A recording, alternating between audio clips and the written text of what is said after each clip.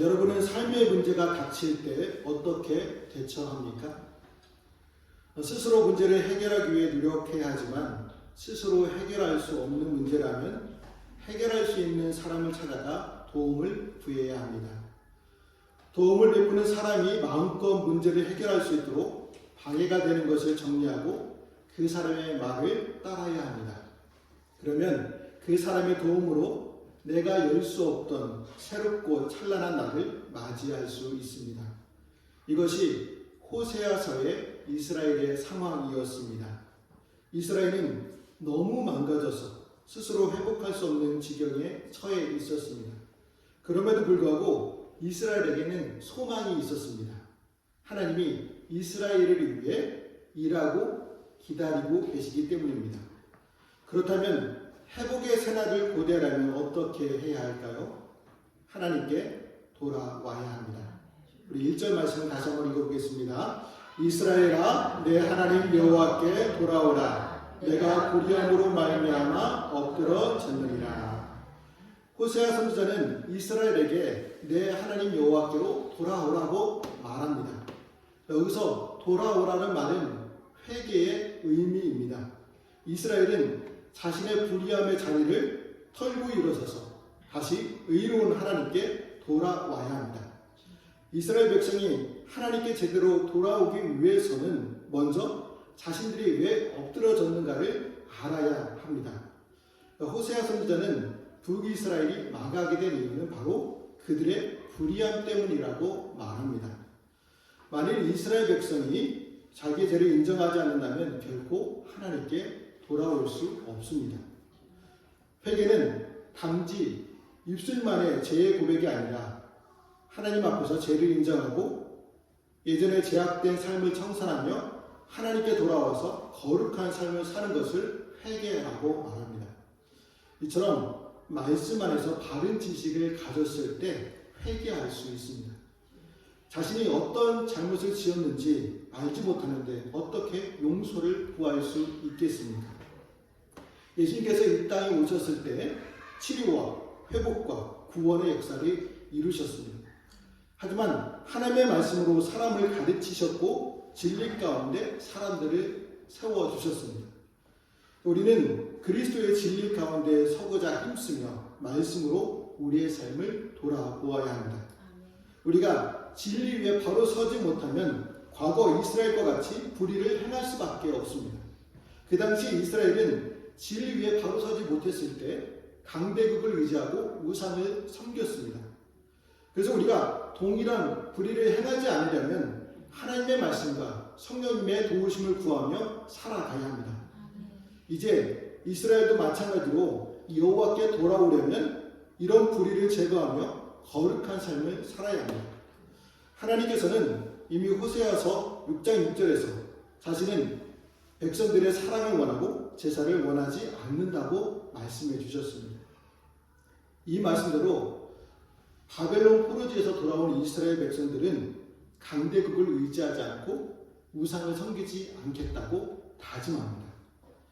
그러니까 이스라엘이 전에 의지하고 섬기던 모든 것을 버리고 하나님을 의지하는 이유가 있었습니다. 고아를 가엾게 여기시는 분은 하나님밖에 없음을 알았기 때문입니다. 그래서 이스라엘은 자신들을 가리켜 3절에서 고아라고 표현하고 있습니다.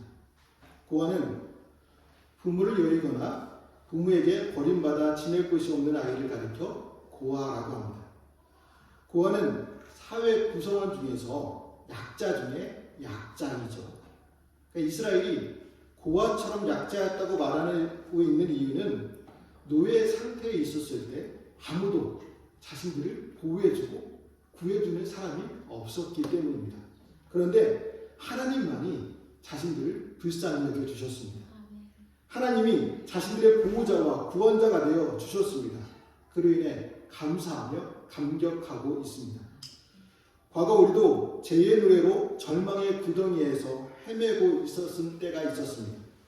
그 누구도 우리를 죄의 자리에서 벗어날 수 있도록 우리를 불쌍히 여겨주는 사람이 없었습니다. 그러나 하나님만이 우리를 불쌍히 여겨주셨습니다. 그 누구도 찾을 수 없는 깊은 절망의 늪에 있던 우리에게 손을 내미셨고 은혜와 사랑이 가득 담긴 팔로 우리를 감싸 안으셨습니다. 우리 예수님께서 이 땅에 계실 때 그 누구도 찾지 않는 세리, 창기, 죄인들, 나병 환자들, 심지어 무덤 가운데서 자기 몸을 해하는 자들을 찾으시고 만나 주셨습니다. 왜요? 세상에서 소외받는 사람들이지만 다 하나님의 자녀이기 때문입니다. 이처럼 우리에게 베풀어 주신 주님의 사랑을 알기에 오직 하나님만을 믿고 의지해야 합니다. 그러므로 죄를 지어 마음이 괴로울 때, 힘들고 지칠 때 다시금 사랑이 많으신 하나님께 돌아오는 저와 성도들이 되시기를 주님의 이름으로 축복합니다. 그렇다면 하나님께 돌아온 백성은 어떤 모습으로 회복될까요? 6절부터 8절까지 있는 말씀을 보면 감람나무처럼 아름답고 레바논 백향처럼 향기로우며 곡식같이 풍성하고 포도나무같이 꽃이 필 것이며 레바논의 포도주처럼 향기로워질 것이라고 말씀해주고 있습니다. 하나님은 언제든 자기 백성을 기쁘게 안을 준비를 하고 계십니다. 이스라엘 백성은 하나님을 향한 반역과 불의로 인해 이미 병든 모습이었습니다. 그래서 돌아오긴 했지만 하나님께서 치유하지 않으시면 언약 백성의 삶을 제대로 살아갈 수가 없었습니다. 그래서 하나님은 돌아온 백성의 죄를 용서하며 병든 영혼을 치유해 주시겠다고 약속해 주십니다. 그리고 정결하게 된 백성들을 하나님께서 기쁘게 사랑하겠다고 말씀해 주십니다. 이전까지 징계의 대상, 심판의 대상이었던 이스라엘 백성이 이제는 사랑의 대상이 되었습니다. 하나님께서 이스라엘에게 어떤 존재가 되어주셨기 때문일까요? 5절 말씀을 보면 이슬과 같은 존재가 되어주셨기 때문입니다. 그러니까 이슬과 같은 존재가 되신다는 것은 생명의 근원이 되어주시겠다는 의미입니다. 그러니까 이스라엘은 이슬과 같은 하나님으로 인해 백합화처럼 아름답고 백향목처럼 위험 있는 존재로 회복됩니다. 그러니까 팔레스타인의 이슬은 우리나라에서 생겨나는 이슬과는 조금 다릅니다. 그러니까 팔레스타인 지방은 일교차가 심한 기후여서 밤에 많은 이슬이 맺게 됩니다. 이러한 이슬의 양이며 여름 한때 무섭게 쏟아지는 소나기만큼이나 풍성하다고 합니다. 그래서 뜨거운 태양볕 때 시든 초목을 자라게 하고 사람들이 먹고 마실 수 있는 물을 제공합니다. 그로 인해 팔레스타인에서 없어서는 안 될 귀한 존재가 이슬이었습니다. 바로 하나님께서 돌아온 이스라엘에게 이슬과 같은 존재가 되어주셨습니다. 또한 백합화는 아름다움과 순결을 상징합니다. 백합화는 번식력이 강하여 한 뿌리에서 50개의 이상의 가지가 뻗쳐나는 경우도 있다고 합니다. 이와 같이 이스라엘에게 풍요와 번영을 약속하고 있습니다. 그리고 레바논의 백향목처럼 뿌리가 박히게 될 것이라는 것은 하나님이 이스라엘을 견고하게 세워서 어떤 상황에도 흔들리지 않게 하시겠다는 의미입니다. 과거 제약으로 요동하는 삶이 아닌 하나님께만 마음을 두고 하나님만을 신뢰하게 됩니다. 또한 곡식같이 풍성할 것, 포도나무같이 꽃이 필 것이라는 표현은 삶의 자리에서 풍성한 결실이 맺혀지고 넘치는 복을 누리며 필요한 모든 것이 다 채워주실 것이라는 의미입니다. 마지막으로 명성이 레바논의 포도주같이 될 것이라는 표현은 회복된 이스라엘의 삶이 단순히 자신들을 만족시킨 데서 그치지 않고 넘쳐 모든 나라에게 좋은 인상으로 기억될 것이라는 의미입니다. 이러한 삶은 과거 이스라엘이요 하나님을 떠나 강대국을 의지하고 우상에 섬길 때에는 맛볼 수도 경험할 수도 없는 일이었습니다. 그러나 하나님을 섬길 때 놀라운 풍요로운 복을 누리게 됩니다. 진정한 풍요와 축복을 안겨주시는 분은 오직 여호와 하나님밖에 없기 때문입니다. 제가 가끔 딸과 함께 전북 현대 축구부로 멀리 전주까지 가는 경우가 있습니다. 제 딸이 전북 현대 팬이 된 것은 예전에 좋아하는 선수가 있었기 때문입니다. 그런데도 제가 알면서도 물어봅니다. 너는 대전에서 태어났으면서 왜 대전 팬이 아니고 전북 현대 팬이냐고 물어보기도 합니다. 경기 중에 홈팀인 전북 현대 선수가 골을 넣게 되면 앵커가 골 넣은 사람은 누구라고 외치면서 말하게 됩니다. 그러면 관중석은 누가 골을 넣었다라고 외치게 됩니다. 그러니까 골을 넣은 선수를 기억하고 축하해주기 위해서입니다. 우리는 기억해야 합니다. 진정한 풍요와 축복을 주시는 분은 여호와 하나님밖에 없음을 기억해야 합니다. 이처럼 하나님을 의지하며 섬기는 성도들에게 놀라운 복을 약속하시고 실제로 누리게 해 주십니다. 하나님은 우리가 영적으로든 육적으로든 초라하고 결핍된 삶을 살기를 원하지 않으십니다. 언제나 풍요롭고 풍성한 삶을 살기를 원하십니다. 문제는 우리가 하나님과의 관계를 현재 어떻게 형성하고 있느냐가 중요합니다. 우리가 복된 삶, 풍요로운 삶을 살길 바란다면 그 어떤 것보다 하나님과의 관계를 소중히 여기시기를 바랍니다. 다음으로 하나님은 회개하고 돌아온 백성들에게 안식의 그늘을 주십니다. 7절 말씀을 같이 읽어보겠습니다. 그 그늘 아래에 거주하는 자가 돌아올지어다. 그들은 곡식같이 풍성할 것이며 포도나무같이 꽃이 필 것이며 향기는 내 가론의 포도주같이 되리라. 그러니까 이스라엘이 죄악을 회개하고 하나님께 이스라엘의 삶을 회복하신 후 그 그늘 아래 거주하던 자들이 돌아올 것이라고 말씀하고 있습니다. 그 그늘이라는 말은요, 이스라엘의 그늘을 가리키는 표현입니다. 과거 이스라엘은 자신들의 땅에 살면서 왕국의 보호를 받으며 살아갔습니다. 하지만 이스라엘의 심판으로 인해 고향 가나안 땅에서 쫓겨날 수밖에 없었습니다. 그런데 이제 이스라엘이 고향 땅으로 다시 돌아오고 있습니다. 그런데 하나님께서는 고향 땅을 가리켜 그늘이라고 표현하고 있습니다. 우거진 레바논 백향목 그늘 아래 쉼과 안식이 있는 것처럼 이스라엘은 고향 땅에서 안식과 평화를 누리게 됩니다. 고된 포로 생활을 마치고 돌아왔지만 땅이 황무하고 나무도 열매도 없는 땅이라고 생각해 보세요. 때약볕이 내리침에도 피할 수 없는 그늘조차 없는 땅이라고 생각해 보세요. 이스라엘은 괜히 돌아왔다고 후회하며 허탄한 마음이 들지 않겠습니까? 하지만 하나님께서는 그동안 포로 생활을 마치고 긴 여정을 거쳐 돌아온 백성들에게 온전한 안식처를 예비하신다고 약속해 주십니다.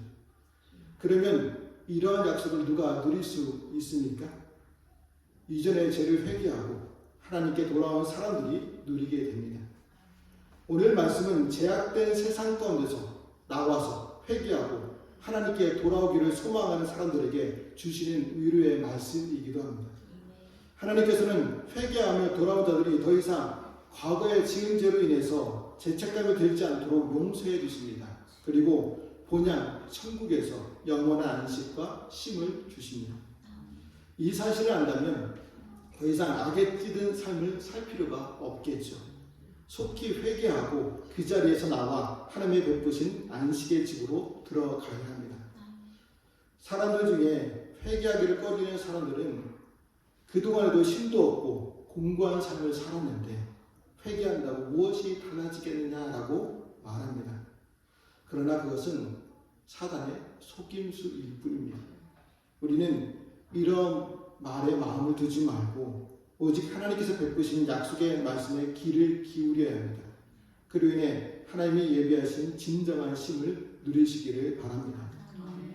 여러분, 인생의 성패를 결정짓는 기준은 말씀에 대한 우리의 반응입니다. 호세아 선지자는 의인과 죄인은 하나님 말씀 앞에서 어떻게 반응한다고 말하고 있습니까? 우리 9절 말씀도 같이 읽어보겠습니다. 누가 지혜가 있어 이런 일을 깨달으며 누가 총명이 있어 이런 일을 알겠느냐. 여호와의 도는 정직하니 의인은 그 길로 다니거니와 그러나 죄인은 그 길에 걸려 넘어지리라. 여러분, 의인에게는 말씀이 생명의 길이 되지만 죄인에게는 말씀이 심판의 걸림돌이 됩니다. 똑같은 말씀이지만요, 사람이 어떤 자세로 받아들이냐에 따라서 살 수도 죽을 수도 있습니다. 여기서 의인은 하나님의 말씀을 즐거이 순종하는 사람입니다. 반면 죄인은 하나님의 뜻을 멸시하는 사람입니다. 그렇다면 여러분은 의인입니까? 아니면 죄인입니까? 우리가 어떠한 삶을 사느냐에 따라 생명의 길이 되고 심판의 길이 될 수 있습니다. 그러니까 의인과 죄인의 삶을 대조적으로 다른 성경이 있다면 여호수아서와 사사기서입니다. 그러니까 여호수아는 이스라엘이 출애굽하여 가나안 땅을 정복하는 내용이고 사사기는 정착한 이후의 삶을 다룬 내용의 말씀입니다.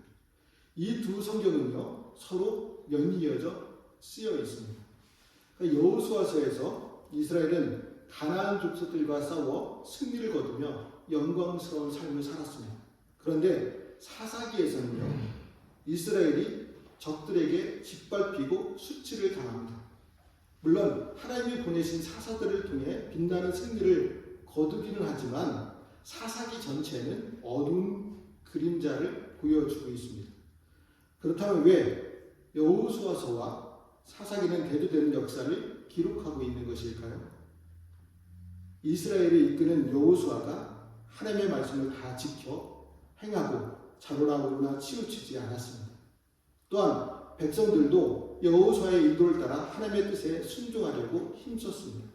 반면 사사들이 활동할 때에 이스라엘은 하나님을 떠나 제약을 행하며 말씀을 업신여기는 삶을 살았습니다. 이러한 여호수아서와 사사기의 말씀은 하나님의 말씀을 지켜 행하는 자가 얼마나 지혜롭고 복된 사람인지 또 말씀을 업신여기며 불순종하는 자가 얼마나 어리석고 화를 자초하는지를 잘 보여주고 있습니다. 이 두 가지의 삶의 갈래길은 오늘 우리 앞에 펼쳐져 있습니다. 우리는 지금까지 어떤 삶의 길을 걸어왔고 현재 어떤 삶의 길을 걸어가고 있으며 또 앞으로 어떤 길로 나아가길 원하십니까?